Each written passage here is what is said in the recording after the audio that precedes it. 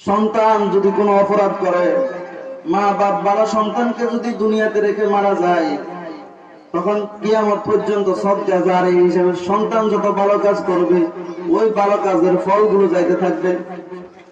আর সন্তান যদি খারাপ কাজ করে, ওই খারাপ কাজের ফলগুলিও আব্বা মারা ভুগতে হবে।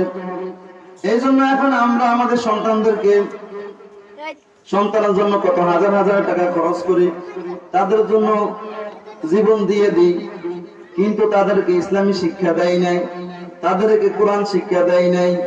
কোরআন শিক্ষা না দেওয়ার কারণে ছেলেটা যখন বড় হয় তখন ছেলেটা অসৎ হয়ে যায়। আরে আমাদের কোরআন ব্যক্তিগত জীবন কিভাবে চালাইব সেই নির্দেশনায় কোরআন দেয় নাই, আর সমাজ কিভাবে চালাইব সেই নির্দেশনায় কোরআন দেয় নাই।